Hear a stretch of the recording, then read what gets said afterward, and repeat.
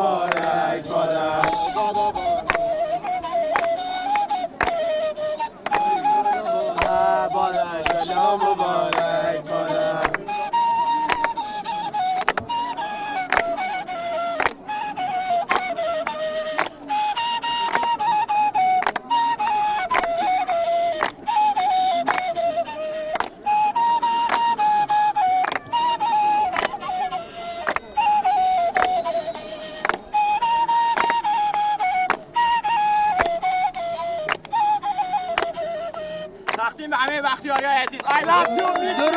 درود بر بختیاری. شعر همی دایی داره براتون بخونه براتون. جون آدمی بچه پاسارگاد شعری سرودم که همینک تقدیم حضورتون می‌کنم. به افتخاره. چون بگردد سال تحویل آمدید از هر مذاهب نزد کوروش تا شما جمله عزیزان شاد کردید در لوای مهر کوروش. قدح در دست گیر و شاد باش و شاد بود و شاد زی چون به گفتار و به پندار و به کردار رزی حالیا باشد مبارک سال تحویل بر شماها شادمانی شماها را تمنا می نمایم از اهورا به نام آن اهوراوی که ایران را بنا داد به یاد آن جوان مردی که با مردی حقوق مردمان را پاک می داشت.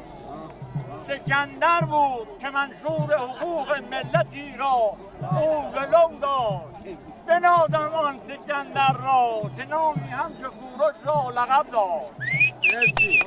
به عهد کوروش و جمشید و آن تخت کیانی که ایران بوده است مهد تمدن در جهانی بود و کوروش نیم آن را پادشاه بود به حق مردمان خود اهورا را گوا بود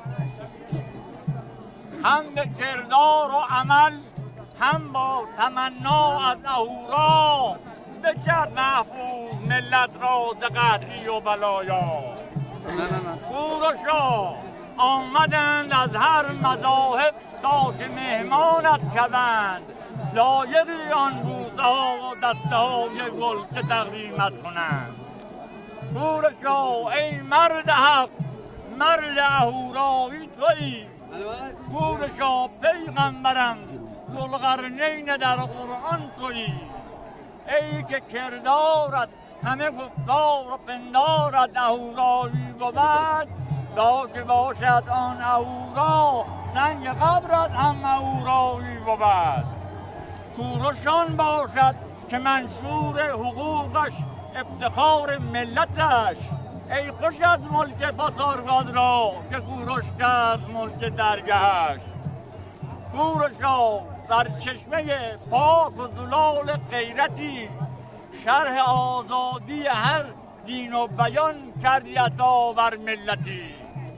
کوروش از ما باشد و ما جمله ز کوروش، افتخار من ایرانی عیان منشور کوروش. رفت کوروش با همه کردار نیک و بعد از او، ای خوش آن روزی که ما عبرت بگیریم از بر گفتار او.